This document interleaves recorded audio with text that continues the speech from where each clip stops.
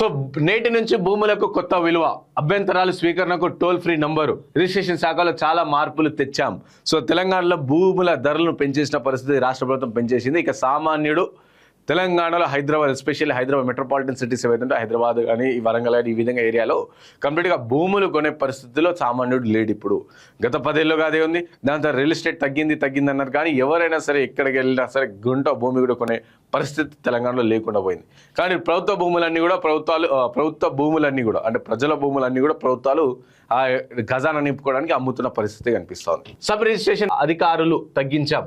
మంత్రిగా 3500 ఫైళ్లను క్లియర్ చేశా. ఏ ఫైల్ పైన గుడ్డిగా సంతకం పెట్టలేదు. ఫ్యూచర్ సిటీని ఏ ప్రభుత్వము రద్దు చేయలేదు. ఒకవేళ చేస్తే పరిహారం చెల్లించాల్సి ఉంటుంది పొంగులేటి.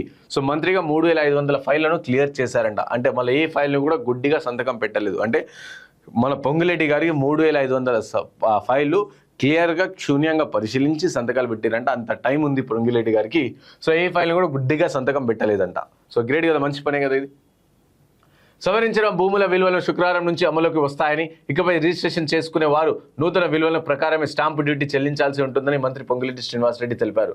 శాస్త్రీయ పద్ధతిలో భూముల విలువను సవరించామని పేర్కొన్నారు. రాష్ట్రంలో రిజిస్ట్రేషన్ ఛార్జీలను పెంచే ఆలోచన ప్రభుత్వానికి లేదన్నారు. ఎందుకుంటుంది? ఆల్రెడీ గతంలోనే మీరు 2 సార్లు కాంగ్రెస్ ప్రభుత్వం అధికారంకి వచ్చిన తర్వాత 2 సార్లు మీరు రిజిస్ట్రేషన్ ఛార్జెస్ పెంచారు. మళ్ళీ ఇప్పుడు పెంచితే ఆల్రెడీ భూముల రేట్లు పెంచారు. సో భూములు సామాన్యుడు కొనే పరిస్థితి లేదు. మళ్ళీ మీరు ఒకవేళ రిజిస్ట్రేషన్ ఛార్జీలు పెంచితే మాత్రం మళ్ళీ కాంగ్రెస్ పార్టీకి మైనస్ అవుతుంది కాబట్టి పెంచలేని పరిస్థితి. కానీ భూముల రేట్లు అయితే ఎలాగో పెంచారు కదా. రాష్ట్రంలో రిజిస్ట్రేషన్ ఛార్జీలను పెంచే ఆలోచనలో ప్రభుత్వం లేదన్నారు. గురువారం ఆయన మీడియాతో ఇష్టాగోష్ఠిలో మాట్లాడారు. రాష్ట్రంలో గ్రామీణ ప్రాంతాల్లో వ్యవసాయ భూముల విలువ ఎకరానికి 2.75 లక్షలు, మున్సిపల్ కార్పొరేషన్లో ఎకరానికి 5 లక్షలు అండ్ హెచ్ఎండిఏ పరిధిలో ఎకరానికి 10 లక్షలు, ఓఆర్ఆర్ లోపల ఎకరానికి 15 లక్షల చొప్పున కనిష్ట విలువను నిర్ణయించమన్నారు. అంటే ఈ విధంగా ఏ విధంగా పెంచారంటే సో గ్రామీణ ప్రాంతాల్లో అంటే ఊర్లలో ఏదైతే భూములు ఉంటే వాటికి ఊర్లలో ఉండే భూములకి ఎకరానికి 2.75 lakhs అంటే 2,75,000 పెంచారంట. గ్రామాలలో ఉండే ఒక ఎకరానికి 2,75,000 ఒక ఎకరానికి పెంచారు. అండ్ మున్సిపల్ కార్పొరేషన్లో ఎకరానికి 5 లక్షలు పెంచారు.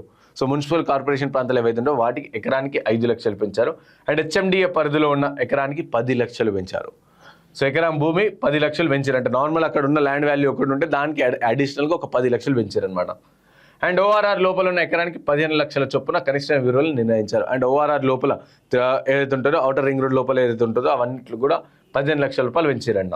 సవరించిన భూముల విలువలపై అభ్యంతరాలు తెలియజేసేందుకు టోల్ ఫ్రీ నంబర్ 1800 అందుబాటులోకి తీసుకొచ్చినట్టు తెలిపారు. అంటే ఎవరైనా సరే ఈ సవరించిన భూముల రేట్లో ఒకవేళ మీకు ఈ ఓఆర్ఆర్ కింద లేదా ఓఆర్ఆర్ పైన కూడా ఓఆర్ఆర్ మధ్యలో ఉన్నప్పుడు ఈ ల్యాండ్ ప్రైస్ ఏంది అని చెప్పి ఈ విధంగా ఏవైతే డౌట్స్ ఉంటాయో మీకు ఒకవేళ వాటికి ఈ టోల్ ఫ్రీ నెంబర్ కంటే కాల్ చేయండి. నంబర్ 1800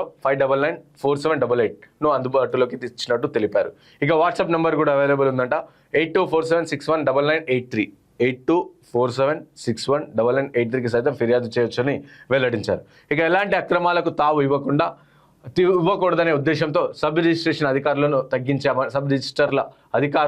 తగ్గించారని అన్నారు. ఇక సామాన్య రైతు కుటుంబం నుంచి దేవుడి దయతో ఇక్కడి వరకు వచ్చానని, తనకు ఏ శాఖ ఇచ్చినా మనస్ఫూర్తిగా పనిచేస్తానని చెప్పారు. ఇక రెవెన్యూ శాఖలో అక్రమాలకు పాల్పడిన వారిపై గత పాలకులు ఎలాంటి చర్యలు తీసుకోలేదు అని అన్నారు.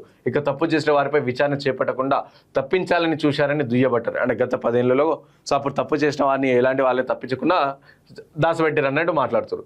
ఇక 4 ఏళ్ల పాటు ఫైళ్లను తొక్కి పెట్టారని చెప్పారు. ఇక రెవెన్యూ మంత్రిగా బాధ్యతలు స్వీకరించాక 3,500 ఫైళ్లను క్లియర్ చేశామని, తప్పు చేసిన వారికి శిక్ష పడేలా నిర్ణయాలు తీసుకున్నానని వెల్లడించారు. ఏ ఒక్క ఫైల్ను కూడా తను గుడ్డిగా సంతకం చేయలేదన్నారు.